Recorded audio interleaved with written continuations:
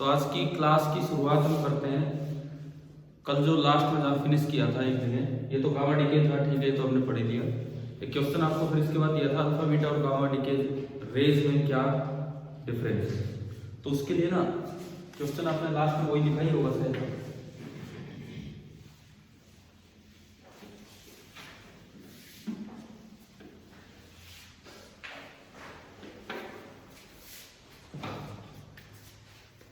इसके लिए हम क्या करें कि एक सीक्वेंस बनाए अपने पूरे पेज पे।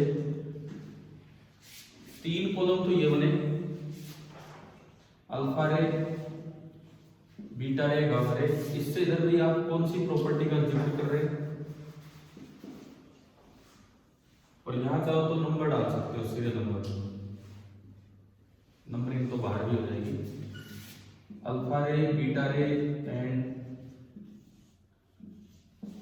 Gamma ray. एक बार इस तरह का डिवीजन कर लो अपनी कॉपी में, एक पूरे पेज पे।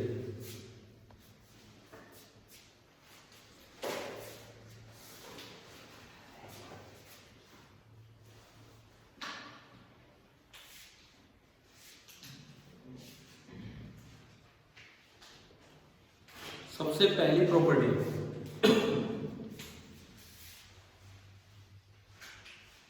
लिखो नेचर, कि भाई है क्या नेचर। तो जो अल्फा रे है, लिख लोगे ना, मैं बोल रहा हूं। अल्फा रे है, उसको तो लिख दो न्यूक्लियस ऑफ हीलियम, He।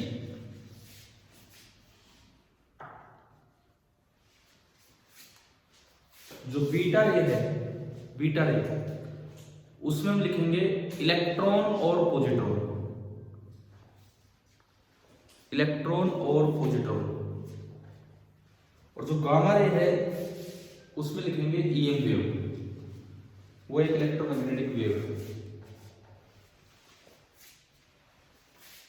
इसके बाद अगली प्रॉपर्टी चार्ज।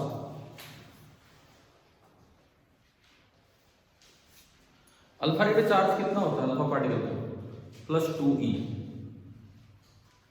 बीटा पे या तो -e, इलेक्ट्रॉन है तो -e और पॉजिट्रॉन है तो +e, तो -e और +e।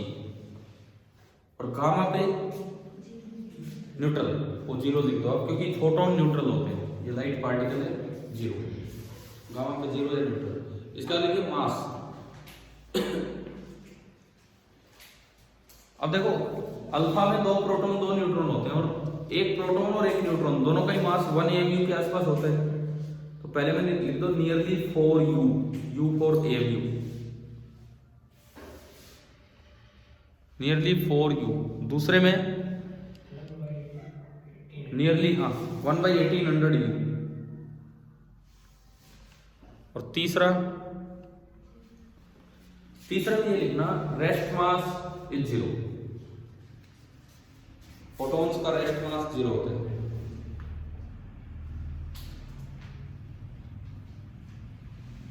उसके बाद लिखिए वेलोसिटी,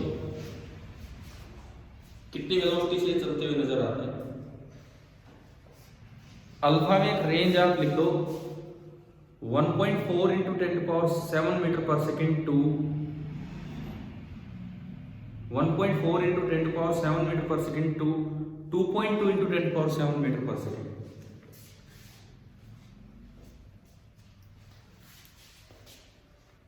ठीक है, एक रेंज है 1.4 × 10⁷ मीटर पर सेकेंड टू 2.2 × 10⁷ मीटर पर सेकेंड। बीटा लाइट से थोड़ा स्लो चलते हैं, बीटा वाले में लिख दो 33% to 99% of C, small C. Small C क्या होता है, किसको बोलते हैं? Speed of light in vacuum, है ना। गामा की स्पीड आप बताओ। सी, ये तो ईएम वेव है, इसकी स्पीड सी लिख दो आप। इसके बाद next difference, next property spectrum.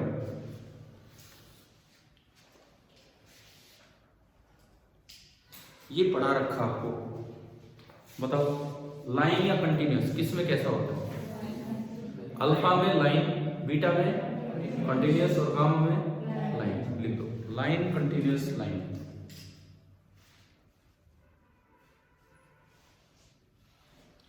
अच्छा, इसके बाद अगली प्रॉपर्टी इफेक्ट ऑफ ई मतलब इलेक्ट्रिक फील्ड, इफेक्ट ऑफ ई। इसका क्या मतलब है देखिए, मैं यहां डायग्राम में आपको दिखाऊं। मान लो आपने कोई इलेक्ट्रिक फील्ड लगाया दो प्लेट्स के बीच में, ये प्लस ये माइनस, तो अल्फा पार्टिकल आएगा तो किधर बेंड करेगा वो?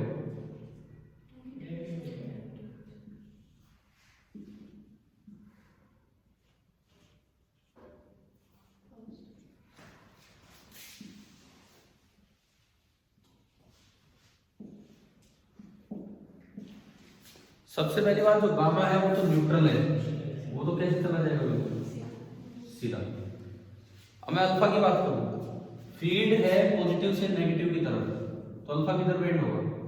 फील्ड की तरफ से, फील्ड की तरफ ही होगा। पॉजिटिव चार्ज जैसे भी फील्ड की तरफ जाएगा या नेगेटिव की तरफ जाएगा, तो ये अल्फा यूं जाएगा। इसमें दो तरह की रेज है, एक नेगेटिव और एक पॉजिटिव। तो देखो, अगर बीटा नेगेटिव है, एक और चीज इस पे ध्यान जाने है, नहीं तो आप डायग्राम बना दो पहले मतलब, ये पॉजिट्रॉन और ये इलेक्ट्रॉन, डायग्राम आ रहा है समझ? इसमें और इसमें देखो डिफ्लेक्शन ज्यादा किस में हो रहा है, अल्फा में कि बीटा में? बीटा में। अल्फा तो वो धीरे धीरे मुड़ रहा है, बीटा तो तुरंत मुड़ गया। क्यों, ये कैसे डिसाइड किया आपने? कभी इलेक्ट्रोस्टैटिक्स में पढ़ाया जाता है कि deflection is directly proportional to specific charge Q by m। ध्यान है, कभी बिल्कुल स्टार्टिंग में पढ़ा होगा, deflection is directly proportional to Q by m। एक बार Q by m देखो किसका ज्यादा है। Q में तो कोई खास डिफरेंस है नहीं, अल्फा वाला बस जस्ट डबल है, लेकिन मास देखो, एक का तो 4U है और एक का 1/1800, तो मास बहुत ज्यादा कम है किसका? इलेक्ट्रॉन का। अगर मास बहुत ज्यादा कम है तो Q by m बहुत ही ज्यादा है, यानी कि डिफ्लेक्शन उसमें ज्यादा होगा। तो इसमें ये तीन डायग्राम बना के यहां लिख सकते हैं लेस डिफ्लेक्टेड, यहां लिख सकते हैं लेस डिफ्लेक्टेड, यहां लिखेंगे मोर डिफ्लेक्टेड, और यहां पे लिखेंगे अनडिफ्लेक्टेड।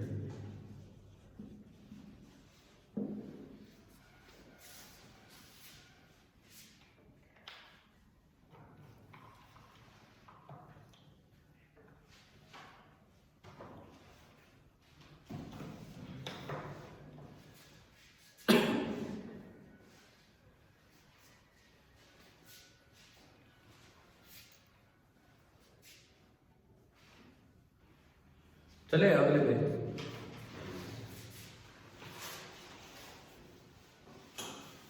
कितनी प्रॉपर्टी हो चुकी है? तो नेक्स्ट पे चलिए, सेवंथ प्रॉपर्टी है पेनिट्रेटिंग पावर। पेनिट्रेटिंग पावर क्या मतलब है? पेनिट्रेटिंग पावर का, कोई शीट है मान लो, तो उसमें वो कितना अंदर तक एंटर कर पाएगी, ये होती है पेनिट्रेटिंग पावर। ठीक है, कौन, वैसे आप अपने तरफ से सोच के बताओ, अल्फा बीटा गामा में से कौन ज्यादा पेनिट्रेट करता है? गामा। एक ये वेव कहीं तक भी जा सकती है, समझ रहे हो इस तरह का। तो पेनिट्रेटिंग पावर में लिखना क्या है पहले सुनिए, सबसे कम होती है अल्फा की, उससे ज्यादा होती है बीटा की, उससे ज्यादा गामा की। और दूसरी बात, अल्फा से 100 टाइम्स ज्यादा बीटा की पेनिट्रेटिंग पावर है, और बीटा से 100 टाइम्स ज्यादा गामा की पेनिट्रेटिंग पावर है। ठीक है, तो अल्फा में तो लिखो मिनिमम। अच्छा, ये 100 टाइम ज्यादा को ऐसे लिख सकते हो, आपने यहाँ मिनिमम लिखा, उसके ब्रैकेट में 1 लिख दो कि अगर मैं इसकी पेनिट्रेटिंग पावर 1 मानूं, तो बीटा में लिख दो मीडियम, और इससे कितने टाइम्स है 100 ब्रैकेट में लिख दोगे, और गामा में लिख दो मैक्सिमम 2 0 और बढ़ा देना, समझ गए ना, 100 × 100 कर दो। अगली प्रॉपर्टी आयनाइजेशन पावर या आयनाइजिंग पावर।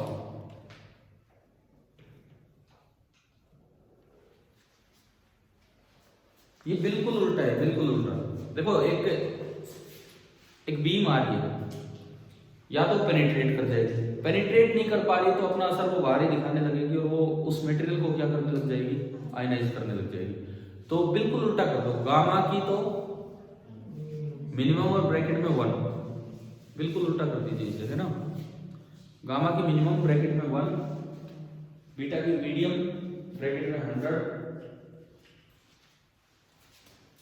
और अल्फा की मैक्सिमम, और वही 100 × 100 हो जाएगा।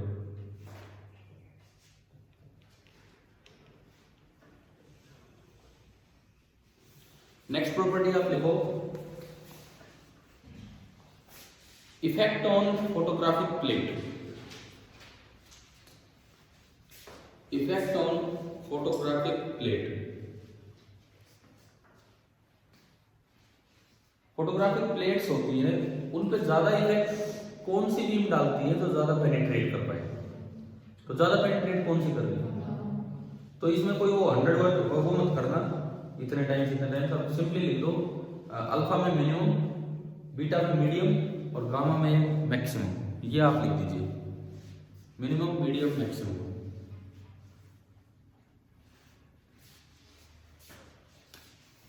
और एक प्रॉपर्टी ये लिख लो, फ्लोरोसीन। क्या स्पेलिंग बनेगी, क्या मतलब क्या होता है इसका?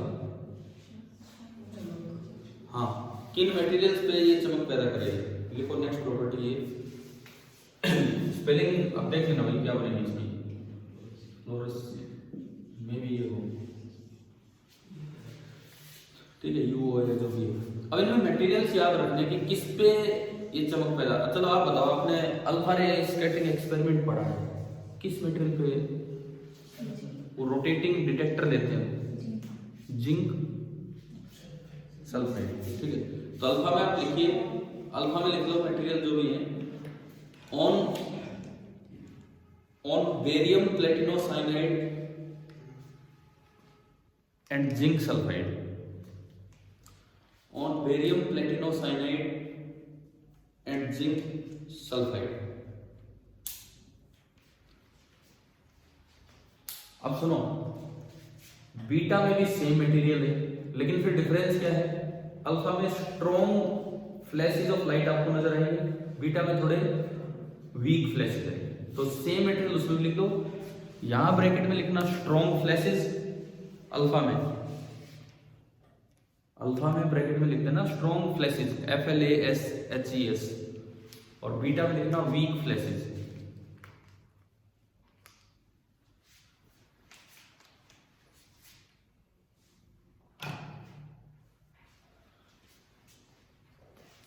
और गामा में एक नया मटेरियल लिख देना ऑन विलिमाइट, WILLIMIT,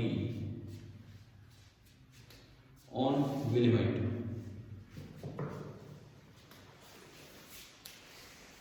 तो ये रेडियो एक्टिविटी का एक पार्ट पूरा होता है। एक पार्ट मीन्स हमने टाइप्स ऑफ डिके पढ़े हैं, alpha decay, beta decay and gamma decay. सबसे ज्यादा टाइम किस में लगा इन तीनों, बीटा में, क्योंकि उसमें तीन फिनोमेना आ गए, है ना, बीटा नेगेटिव, बीटा पॉजिटिव या फिर इलेक्ट्रॉन कैप्चर। ये बोर्ड एग्जाम के लिए भी बहुत अच्छा टॉपिक था क्योंकि इसी साल के लिए, हाँ इसको ओमिट कर रखा है, लेकिन केवल इस साल के लिए, तो इसका मतलब और किसी एग्जाम से नहीं हटाइए, ठीक है। बोर्ड ने बोला है कि टॉपिक जरूर पढ़ते जाओ कि पेपर में आएगा इस तरह। अब आता है रेडियो एक्टिविटी का दूसरा पार्ट, जहां पे हम लॉज का जिक्र करेंगे।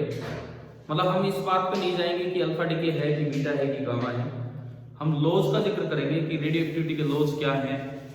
तो नेक्स्ट हेडिंग आप यही डालिए, laws of radioactivity.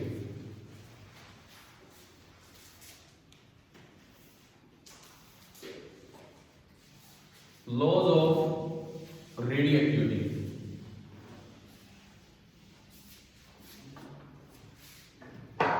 Mainly दो साइंटिस्ट हैं जिनको इसका क्रेडिट दिया जाता है,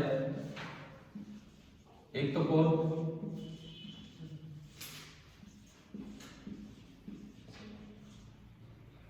पता नहीं है जो ये है थोड़ी,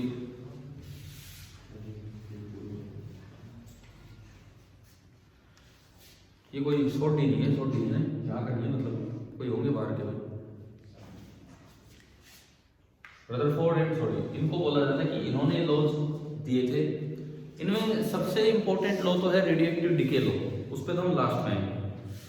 उससे पहले छोटे छोटे लॉज जिनके नाम भी देने की जरूरत नहीं है, तो उन बातों पे हम चलते हैं। लिखिए number 1,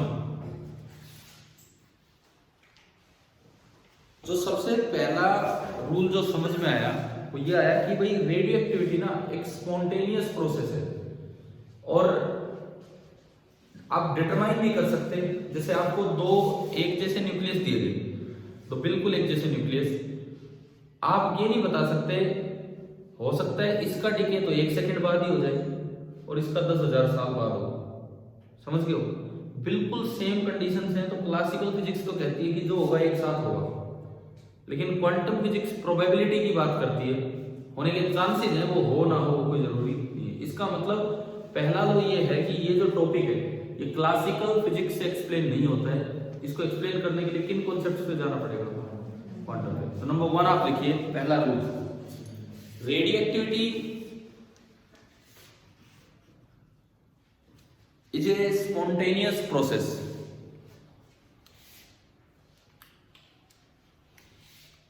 Radioactivity is a spontaneous process. It is impossible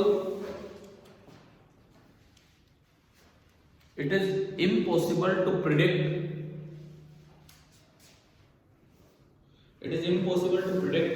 that which particular atom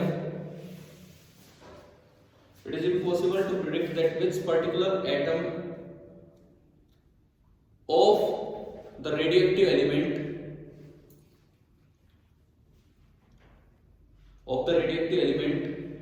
will decay in a given time interval.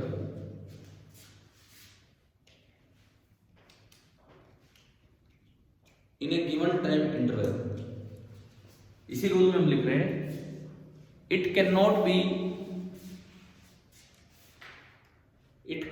be described by classical physics. It cannot be described by classical physics, और उसके bracket में लिख लेना, classical physics का मतलब है deterministic world. It cannot be described by classical physics, bracket में deterministic world. We have to use, last line इस रूल की, we have to use quantum mechanics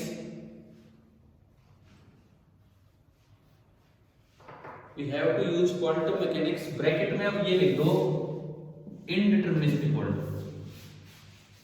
We have to use quantum mechanics bracket में indeterministic world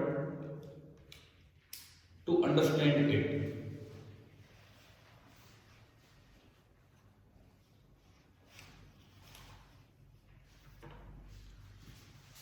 अब ये मतलब पहला rule समझ आ गया क्या है, मतलब आप ये बता ही नहीं सकते कि कौन सा एटम इस पर्टिकुलर इंटरवल में डिके होने वाला है, डिसइंटीग्रेट होने वाला है। डिसइंटीग्रेट होना मतलब उसमें से अल्फा बीटा या गामा बाहर निकलना, ठीक है। इसीलिए ये क्लासिकल का टॉपिक ही नहीं है, ये कौन सी फिजिक्स में चला गया, क्वांटम में। और क्वांटम की बहुत ज्यादा डिटेल हम 12th में अभी नहीं पढ़ते, क्योंकि उनमें वेव फंक्शन और कई तरह की चीजें होती हैं जो अभी नहीं पढ़ाई जाती है। यानी कि जब आप आगे, अगर आप ग्रेजुएशन में फिजिक्स पढ़ते हो, देखो जो नॉन मेडिकल स्टूडेंट है वो तो पढ़ते ही पढ़ते हैं, ठीक है। मेडिकल स्टूडेंट की मर्जी है कौन सी लाइन में हो जाता है, किस तरह से होता है। तो अगर ये टॉपिक को पढ़ता है तो ये आगे और भी डिटेल में आने वाले हैं, क्लियर। अब जैसे कोई डॉक्टर भी बनते हैं मेडिकल स्टूडेंट, तो भी रेडियोएक्टिव सब्सटेंसेस बहुत इंपॉर्टेंट है उनके लिए। कैंसर तक का इलाज इन चीजों से होता है, तो ये जानकारियां तो होनी चाहिए। अगर बेसिक जानकारी यहाँ मिस कर जाओगे तो फिर आगे MBBS बन जाओ, MD कर लो, MS कर लो, कुछ कर लो, लेकिन फिर दिक्कत बनी रहती है कॉन्सेप्ट्स में, ठीक है। इसलिए बड़ा इंपॉर्टेंट कॉन्सेप्ट हमारे लिए। पहले रूल की जो 2-4 लाइनें लिखवाई एक बार आप पढ़ के देख लो कि आपको ये समझ आ रहा है कि नहीं आ रहा है, एक बार पढ़ के देखिए खुद।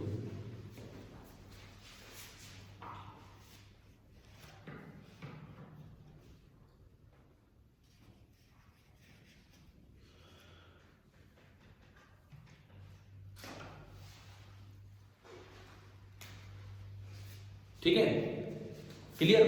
दूसरा रूल नंबर 2। अब ये जो मैं अभी लिखूंगा इसको एक नाम दिया जाता है डिस्प्लेसमेंट लॉ। तो आप दूसरे की हेडिंग डाल दो डिस्प्लेसमेंट लॉ। ये रेडियोएक्टिविटी का डिस्प्लेसमेंट लॉ है।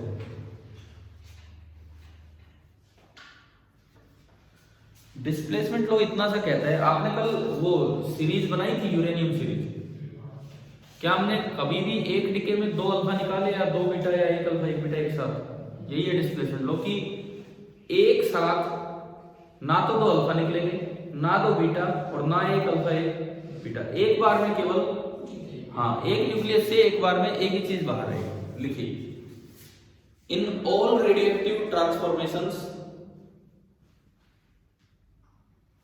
In all radioactive transformations either an alpha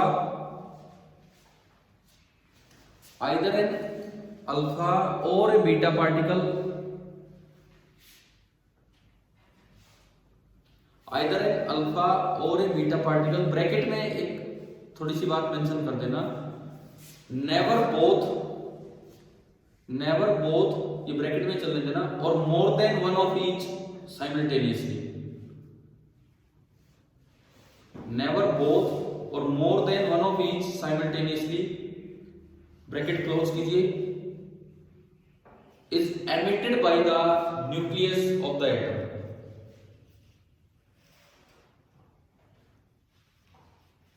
is emitted by the nucleus of the atom। इसका क्या मतलब है? इसका ये मतलब है जो अभी आप लिख रहे हो, ये कोई एक्स जेड ए, ना तो ऐसा होगा, ऐसी कोई रिएक्शन नहीं होगी कि एक साथ 2 अल्फा आ जाए और आप कर दो कि नीचे तो 2 और 2 4 कम और ऊपर 4 और 4 8 कम, ये गलत होगा। ठीक है, ना ऐसा कुछ होना है कि एक साथ 2 बीटा आ जाए, जैसे मैं कहूं 2 इलेक्ट्रॉन आ गए तो नीचे तो 2 बढ़ा दो और ऊपर सेम रखो, ये भी गलत होगा। और ना ऐसा होने वाला है कि एक ही इक्वेशन में एक अल्फा भी आ जाए और साथ में एक बीटा भी आ जाए। अब 2 यहां गए लेकिन एक वहां बढ़ेगा, ये एलिमेंट चेंज होगा, वाई होगा। अब देखो 2 कम होना था लेकिन एक वो बढ़ा भी देगा तो 1 कम होगा, और ऊपर उससे कोई फर्क नहीं पड़ा और इससे 4, तो ये रिएक्शंस पॉसिबल नहीं। समझ गए ना क्या है? ना तो 2 अल्फा ना 2 बीटा और ना साइमल्टेनियस। ब्रैकेट में ये लिखा है कि नहीं तो दोनों भी एक साथ नहीं आ सकते और एक से ज्यादा भी एक का नहीं आना। ठीक है, तो ये इस तरह की रिएक्शन पॉसिबल नहीं। अब चाहो तो रिएक्शन मेंशन कर सकते हो इसके बाद।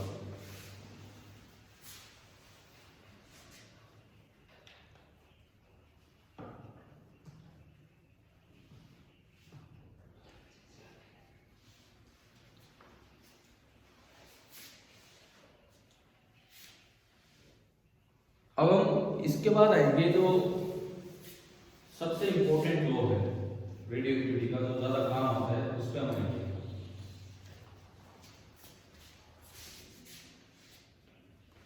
और उसको नाम दिया जाता है रेडियोएक्टिव डिके लॉ, DECAY। ठीक है, लिख दो। नेक्स्ट नंबर 3 पे हम आ गए, रेडियोएक्टिव डिके लॉ।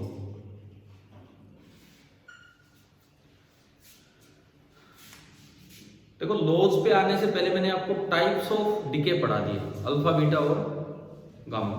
नहीं तो दिक्कत क्या होती है, वैसे तो सीक्वेंस बुक्स में ये मिलती है कि पहले ये लॉज पढ़ाए जाते हैं और बाद में वो। अब दिक्कत ये होती है फिर यही समझ में नहीं आता कि इक्वेशन कैसे लिखें। क्या फटाफट इक्वेशन समझ आ रहा है? नहीं तो ये रूल ही समझाना मुश्किल हो जाता है। भाई 2 अल्फा निकले तो मैंने क्या कर दिया क्या नहीं किया। अभी तो आसानी से आ ही रहे है ना।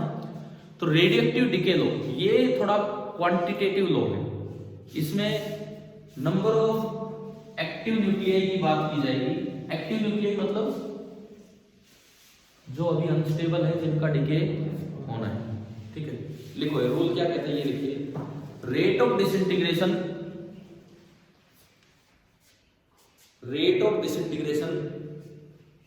Of radioactive atoms,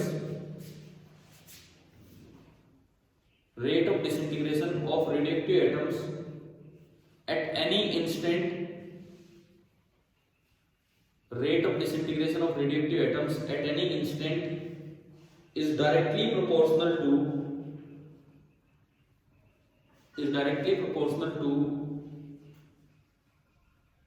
the number of radioactive atoms,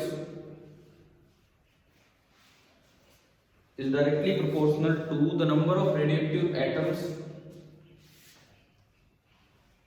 actually present in the sample,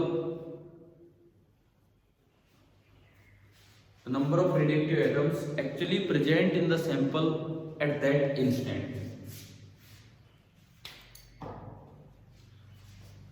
अब आप ये रूल समझिए ढंग से, क्या है ये रूल, इस पे हम चलते हैं।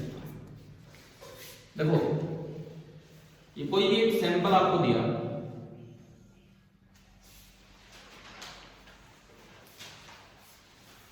ये कोई एक सैंपल है, और जिस समय मैंने इसको ऑब्जर्व करना स्टार्ट किया उस समय मैंने बोला वो टाइम है t इक्वल टू 0, और इस समय इसके अंदर एनोड एक्टिव न्यूक्लियाई थी। इस समय इसके अंदर एनोड एक्टिव न्यूक्लियाई थे, ये था, ठीक है। अब यहां पे टर्म डिफाइन होती है एक्टिविटी, जिसको हमने अभी नाम दिया rate of disintegration. Rate of disintegration को ही बोलते हैं एक्टिविटी। तो मान लो इनिशियल एक्टिविटी, रेट को मैं आर से रिप्रेजेंट कर रहा हूं, इनिशियल एक्टिविटी कितनी है R1, ये इसकी इनिशियल एक्टिविटी है। किसी टी टाइम के बाद मैं दोबारा से इस सैंपल को ऑब्जर्व कर रहा हूं at t equal to t, हमने फिर से इस सैंपल को ऑब्जर्व किया, तो बताओ एक्टिव न्यूक्लियाई की संख्या में कुछ कमी हुई होगी, कुछ बढ़े होंगे, कमी, कुछ तो स्टेबल हुए होंगे टूट के, समझ रहे हो, यानी कि कुछ कमी आई होगी। और ये मैंने माना कि अब n एक्टिव न्यूक्लियाई रह गए, और ये बात यहीं से मैं बता दूं कि n नॉट ज्यादा है किससे, n से। तो इस वक्त जो एक्टिविटी है, जो रेट है, उसको मैं रिप्रेजेंट कर रहा हूं किससे, r से, बस सिंपली r बोल दिया मैंने। तो ये रूल क्या कहता है, एक बार रूल पढ़ेंगे आप, मैं यहां लिख रहा हूं लेकिन आप रूल पढ़िए क्या कहता है, कि किसी भी समय जो एक्टिविटी है वो किसके प्रोपोर्शनल है, उस समय कितने एक्टिव न्यूक्लियाई। यानी कि अगर आप यहां लिखें R नॉट तो डायरेक्टली प्रोपोर्शनल है किसके, N नॉट के। यहां लिखें R तो डायरेक्टली प्रोपोर्शनल है N के। और यहां जो कांस्टेंट ऑफ प्रोपोर्शनलिटी यूज किया जाता है उसको बोलते हैं लैम्डा। यहां भी वही है lambda, R naught is equal to lambda into N naught, where lambda is known as decay constant या डिसइंटीग्रेशन कांस्टेंट। अभी आप थोड़ा फिर से बोर्ड पे ध्यान दीजिए, क्योंकि फिर डायग्राम बनाने में आपको दिक्कत होगी, आप पेज भर देंगे यहीं तक, ठीक है। सुनो, अब ये रेट को मैं डिफाइन कैसे करूं, कि इस समय रेट कितना होगा, कैसे डिफाइन करूं। आप वेलोसिटी कैसे डिफाइन करते हैं, मान लो मैं टी टाइम पे x चल के आ गया, तो वेलोसिटी यहाँ पे इंस्टेंटेनियस वेलोसिटी कैसे डिफाइन करते हैं, dx by dt। इसका क्या मतलब है, टी टाइम पे x चल के आए, अगले dt टाइम में थोड़ा और आगे गए dx, तो ऐसे डिफाइन होती है। ये रेट बताओ, ये रेट कैसे डिफाइन होगा, इस समय मुझे रेट बताना है। dr by dt, नहीं r तो खुद ही रेट है। मैं थोड़ा सा आगे गया, सुनिए, और मैं इस r को डिफाइन कर रहा हूं, यहां वाले r को, इसको डिफाइन करने के लिए मैं थोड़ा आगे गया, और अब मेरा टाइम हो गया कितना, t प्लस dt, ये टाइम हुआ t प्लस dt, ठीक है। कितने एक्टिव न्यूक्लियाई लिखूं मैं? थोड़े और कम हो गए होंगे, कितने लिखे? माइनस। यार मुझे लगता है पूरी साल भर में कई बार ये चीज कर चुके, ये माइनस करते ही तो गलती हो जाएगी। फिर रूल ही कैसे बनाओगे? ये क्या होगा? n plus B N active nuclei, लेकिन कम तो होने ही होने, कुछ और छूट गए होंगे, फिर n प्लस डी एन क्यों लिखते हैं? इसका ये मतलब होता है कि यहां से यहां जाने में चेंज नेगेटिव है, मतलब बी एन क्या है? नेगेटिव। पता है ना ये बात सभी बच्चों को, कई बार हम कर चुके हैं ये चीजें। कभी भी कोई चेंज लिखा जाए, कोई वैल्यू x थी, dt टाइम के बाद वो हमेशा x प्लस dx लिखी जाएगी, चाहे वो बड़ी हो चाहे वो कम हुई हो। अगर बढ़ेगी तो dx पॉजिटिव और कम होगी तो dx नेगेटिव। नहीं तो रूल की इक्वेशन नहीं बनेगी आपसे, अगर ये कन्वेंशन को फॉलो नहीं करोगे तो। ठीक है, गलती से भी इसको n माइनस dn मत लिख देना। समझ आया? तो आप बताओ ये रेट क्या होगा? ये रेट, ये मैं इसको डिफाइन करवा रहा हूं आर। देखो अगर होता रेट ऑफ चेंज, अगर होता रेट ऑफ चेंज तो वो लिखा जाता dn बाई dt, और वो नेगेटिव होता, इसका मतलब अपने आप कम हो रहे हैं। लेकिन इसमें नाम में ही आप क्या बोल रहे हैं? रेट ऑफ डिके, टूटने का रेट। टूटने का रेट तो सही में टूट ही रहे हैं, मतलब कम हो रहे हैं। अगर मैं कहूं कि रेट ऑफ डिक्रीज इतना है और सच में वो चीज डिक्रीज हो रही है, तो इसका मतलब वो रेट पॉजिटिव बोलना होगा। मान लो मैंने कहा रेट ऑफ डिक्रीज है 5 पर सेकेंड, यानी कि अगले 1 सेकेंड में 5 कम हो रहे हैं। समझ रहे हो? इसका मतलब अगर कोई चीज कम हो रही है और आपने अलग से बोल दिया रेट ऑफ डिक्रीज कितना है, तो वो वैल्यू नेगेटिव नहीं बल्कि क्या बोली जाएगी? पॉजिटिव। अगर बोले रेट ऑफ चेंज तो फिर वो क्या होता है? नेगेटिव। ये तो एक्टिविटी का मतलब ही रेट ऑफ टूटना है, रेट ऑफ डिसइंटीग्रेशन। तो पॉजिटिव हो गया नेगेटिव? पॉजिटिव। परंतु आपने तो क्या लिख दिया? dn बाई dt, और dn क्या है? तो उसको पॉजिटिव बनाने के लिए बाहर क्या लगाना पड़ेगा? कई बच्चे सोचते हैं कि नेगेटिव बनाने के लिए बाहर माइनस लगा दे। इतनी बड़ी गलतफहमी, मतलब यूं सोचते हैं कि भाई रेट नेगेटिव है, रेट नेगेटिव नहीं है। टूटने का रेट तो क्या है? पॉजिटिव। रेट ऑफ चेंज क्या है? नेगेटिव। रेट ऑफ चेंज तो होगा dn बाई dt, वो तो पक्का नेगेटिव है। लेकिन रेट ऑफ डिसइंटीग्रेशन जो है वो पॉजिटिव है, क्योंकि सच में टूट रहे हैं। तो इस dn बाई dt को पॉजिटिव बनाने के लिए बाहर क्या लगाया हमने? माइनस। तो ये दिमाग में रखना अच्छे से, और ये वैल्यू पॉजिटिव। ठीक है, ये डायग्राम बनाओ।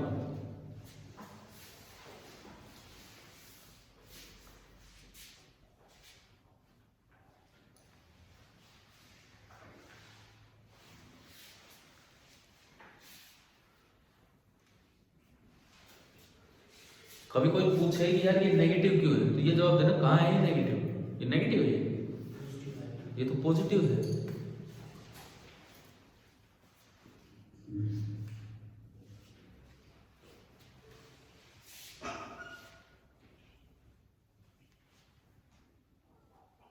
और एक्चुअली जो बच्चा इन कन्वेंशंस को फॉलो नहीं करता है ना, वो किसी लेवल पे चला जाए, इन चीजों में कंफ्यूज रहता है कि माइनस लगाना है कि नहीं लगाना है।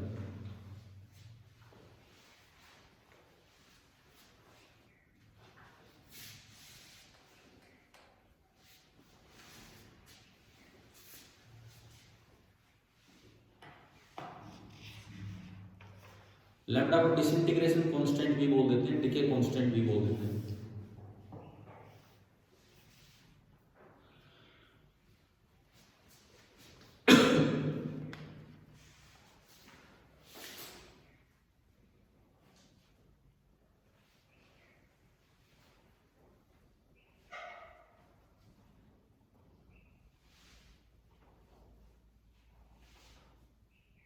लिख लिया? ठीक है। अब यहां से हम एक चीज डिराइव करेंगे कि number of active nuclei as a function of time. यहां से हम ये चीज डिराइव करेंगे, number of active nuclei as a function of time. Next heading ये डालो, इसका मतलब ये है number of active nuclei as a function of time.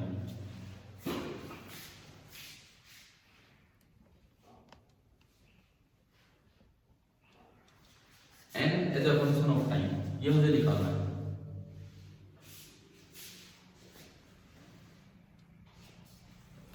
चले करें स्टार्ट।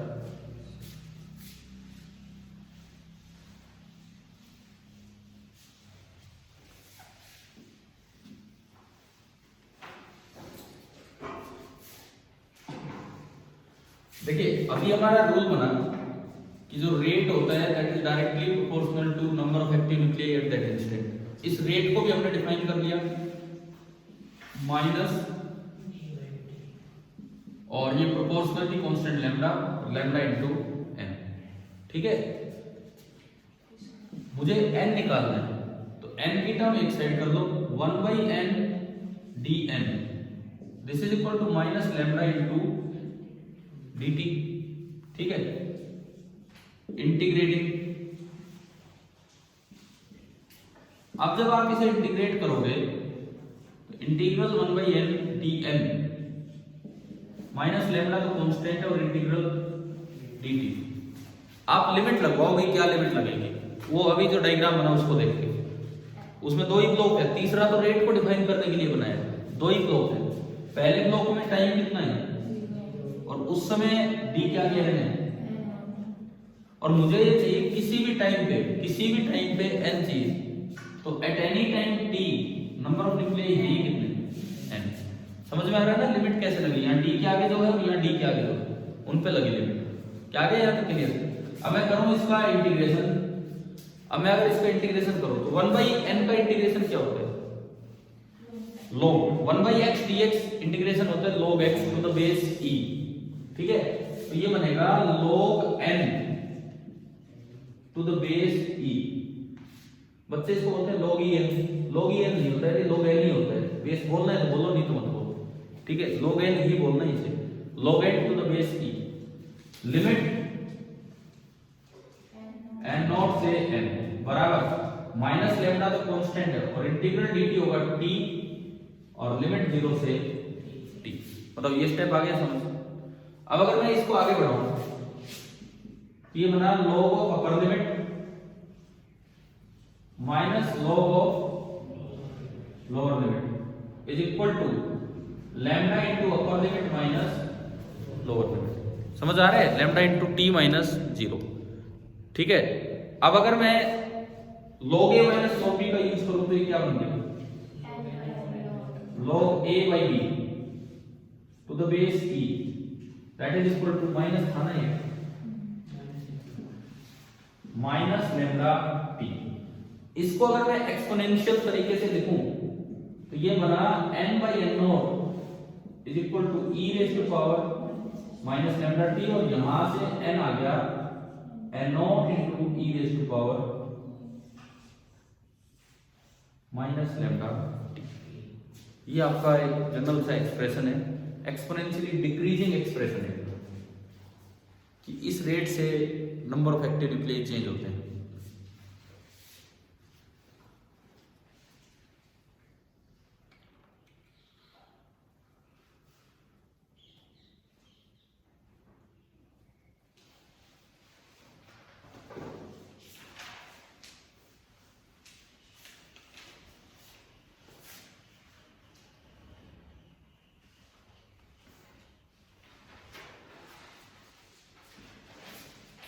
इस चीज को अगर मैं ग्राफिकली दिखाऊं, ये जो पॉइंट आया है इसको अगर हम ग्राफ के अकॉर्डिंग दिखाएं तो देखिए ये नंबर ऑफ एक्टिव न्यूक्लियाई,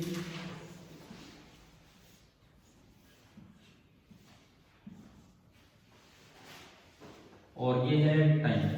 इस तरह से नंबर ऑफ एक्टिव न्यूक्लियाई और टाइम।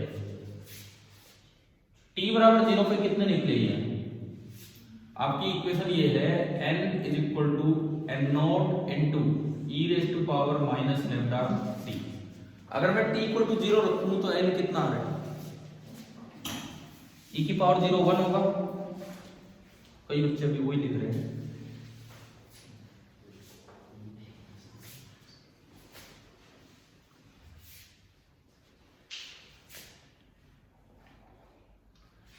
अगर मैं t की जगह 0 करूं तो e रेज़ पावर 0 1 होगा। तो t बराबर 0 पे नंबर ऑफ न्यूक्लियाई कितने हैं, 1 नहीं, n नॉट। ठीक है, ये एक्सपोनेंशियली डिक्रीजिंग है, इंक्रीजिंग नहीं है। क्यों, देखो जैसे आप t बढ़ाओगे नेगेटिव पावर बढ़ेगी।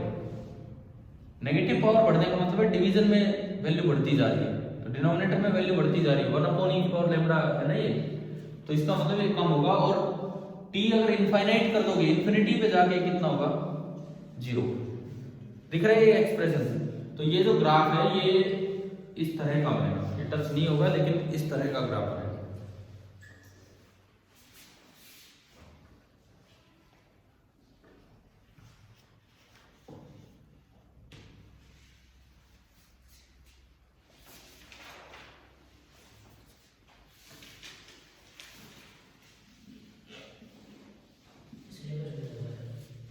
क्या इस साल तो रेडियोएक्टिविटी तो है, ये रेडियोएक्टिविटी ही चल रही है। लेकिन मैं बार बार कह रहा हूँ उस चीज को दिमाग में मत लाओ, क्योंकि ये एक बड़ा इंपॉर्टेंट पार्ट है और एग्जाम्स में सब में आएगा। और सीबीएसई का पता है लास्ट में ऐड कर दे तो, बाकी अभी तो है नहीं, ठीक है छोड़ो, अभी तो है नहीं मतलब ये पार्ट इसमें। भाई अगर मान लो जैसे बाई चांस अगर एग्जाम लेट हो जाए, जैसे वो IIT और नीट वाले लेट हुए थे, अगर बोर्ड एग्जाम भी बाई चांस लेट हो जाए, इस बात पे मत जाओ कि आज डिक्लेयर हो गया तो तभी होगा। वो लेट हो जाए तो पता लगता सिलेबस भी ऐड हो जाए, कुछ नहीं पता लगता किस तरह का सिस्टम है। तो अपने पढ़ो ध्यान से, क्योंकि उसमें एक लाइन कंफ्यूजिंग है ना, सीबीएसई बार बार ये लिख रही है उसमें, हमने हटाए लेकिन आप पढ़ो। अब वो मतलब क्या है उस बात का, यार सीबीएसई को क्या ये क्या मतलब है कि हर बच्चा के नीट या जेई का ही थोड़ी है। फिर तो ये कहना चाहिए कि जिसको नीट या जेई देना वो पढ़ो।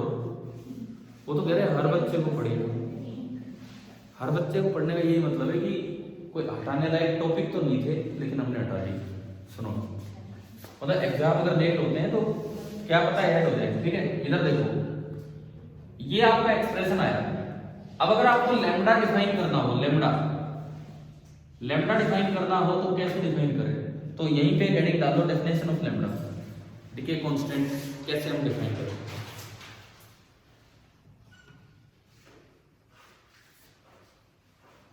It is the reciprocal of the time, it is the reciprocal of the time at which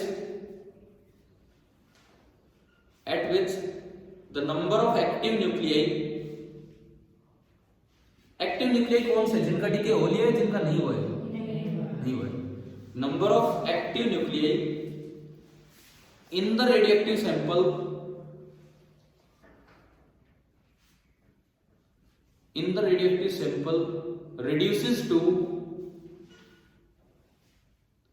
reduces to 1 by e times 1 by e, ये e इलेक्ट्रॉन का चार्ज नहीं, ये log वाला e है, nuclear constant, 1 by e times the original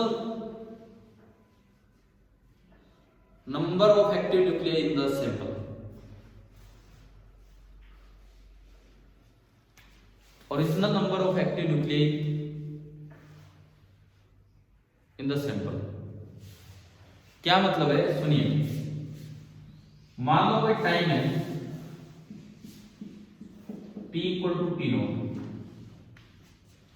उस समय जो number of active nuclei है वो जितने शुरू में थे उसके कितने टाइम्स रह गए, 1 by e टाइम्स। अगर ऐसा है तो इसका मतलब जो लैम्डा होगा, तो लैम्डा क्या होगा, 1/t0। ये डेफिनेशन है लैम्डा। उस टाइम का रेसिप्रोकल की जितनी देर बाद एक्टिव न्यूक्लियाई ये हो जाए, ये लिख दो।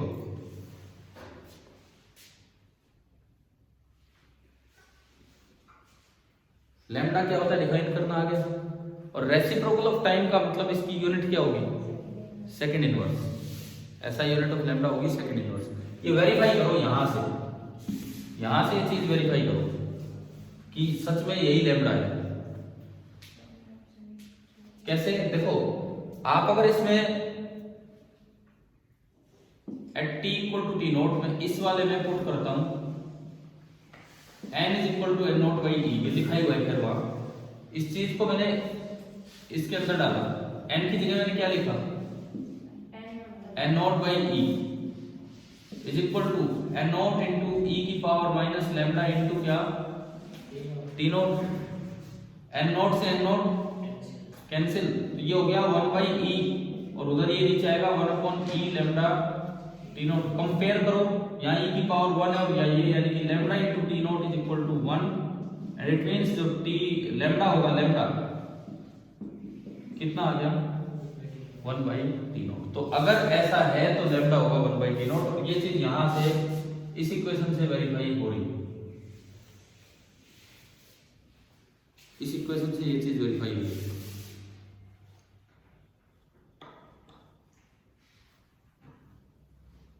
अब इन क्वेश्चंस को करने के लिए कुछ लॉग की वैल्यूज हमें याद रखनी होंगी, थोड़ी बहुत लॉग की वैल्यूज हमें याद रखनी होंगी। एक तो कन्वर्जन, क्योंकि इस फॉर्मूले में लॉग टू द बेस ई आ रहा है, कहीं भी जरूरत पड़ेगी तो बेस ई आएगा, और हम लॉग की वैल्यूज याद रखते हैं बेस 10 में। तो सबसे पहला तो हो गया ये,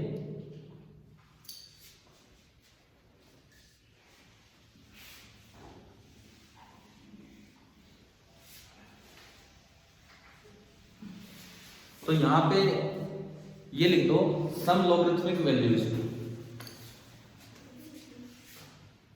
सम लॉगरिथमिक वैल्यूज। सबसे पहली चीज, अगर कोई नंबर है बेस ई पे लिखना है और उसकी वैल्यू आपको बेस 10 पे पता है, तो आप बेस 10 की वैल्यू को मल्टीप्लाई कर लो 2.3026 से, और वो किस पे आ जाएगी वैल्यू बेस ई।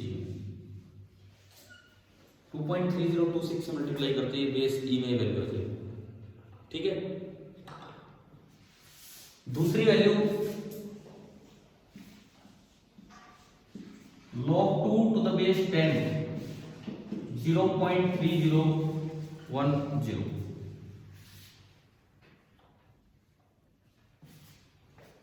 अब अगर आपको ln2 निकालना हो, ln2 कैसे निकालें? ln मतलब बेस ई है,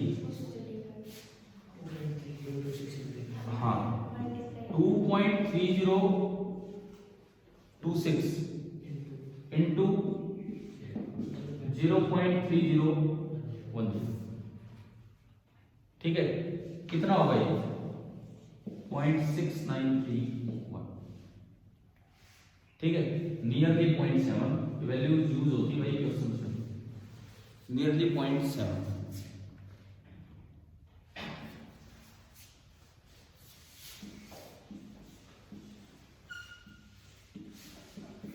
या बाकी बेस 10 पे याद रखेंगे 0.3771, ये वैल्यू सब बेस 10 पे ही याद रखेंगे। log 3 की वैल्यू ये है,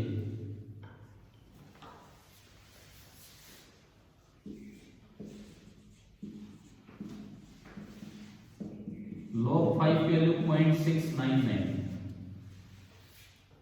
log 5 0.699,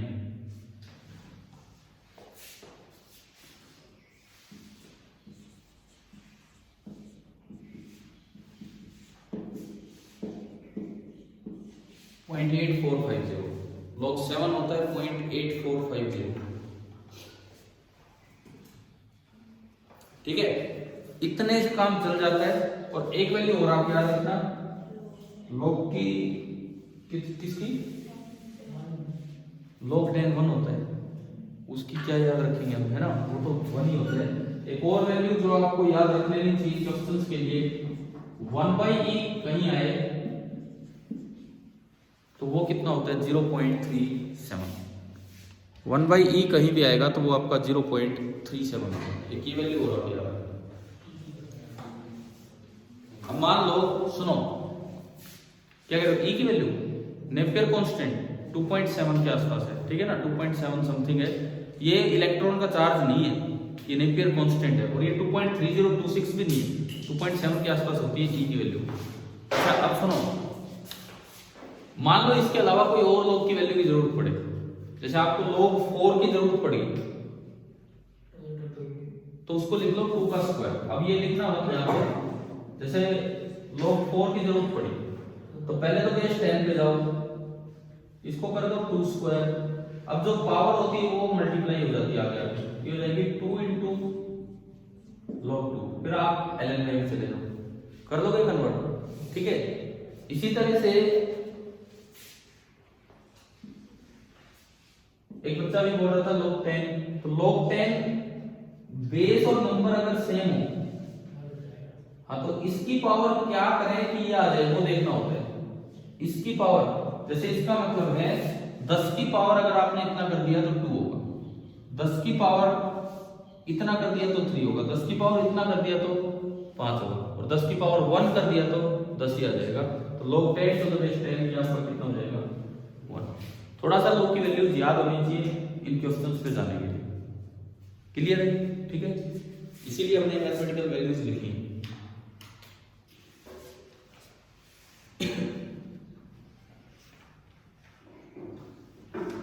एक क्वेश्चन लिखिए आप। अच्छा, क्वेश्चन से पहले मैं एक बार एक्टिविटी की यूनिट बता दूं। हमने इसमें वर्ड यूज किया एक्टिविटी आर, तो अब लिख लो units of activity. Units of activity,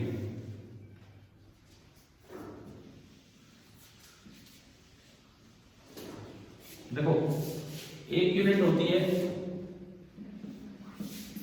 1 backward, इसका सिंबल होता है capital B small Q.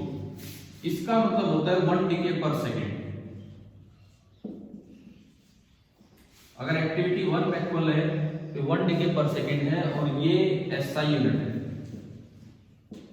Practical unit ये नहीं है, लेकिन ये एसआई यूनिट है। लिख लो ये क्या, हाँ वो तो टाइप ऑफ डिके तो हमने वैसे पढ़े, कोई सा भी हो एक्टिविटी ये हो, ठीक है ना।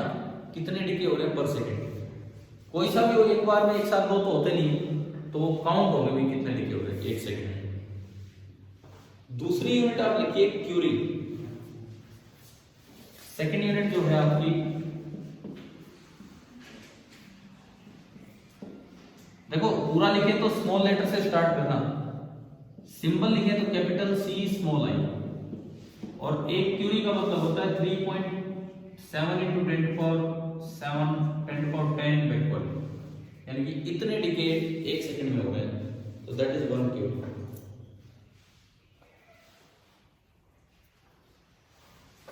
एक और यूनिट, वो भी एक प्रैक्टिकल सी यूनिट है, 1 Rutherford. Capital R small D, and इसका मतलब होता है 10⁶ बैकवर्ड।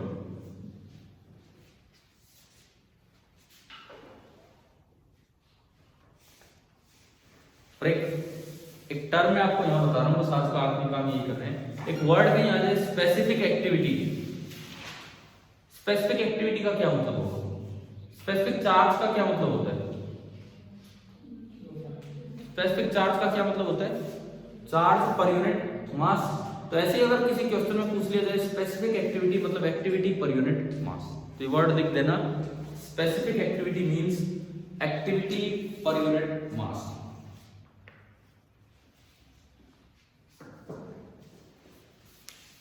अब हम इस चीज को आगे कल कंटिन्यू करेंगे, इस पे कैसे सवाल आते हैं, प्लस इसी एक्सप्रेशन को दूसरे तरीके से कैसे देखा जाए, n बराबर n0 into e की पावर माइनस लैम्डा टी। फिर हम दो टर्म्स डिफाइन करेंगे, एक हाफ लाइफ और एक मीन लाइफ या एवरेज लाइफ। ठीक है, तो कल की क्लास इसी पे चलेगी। ठीक है भाई।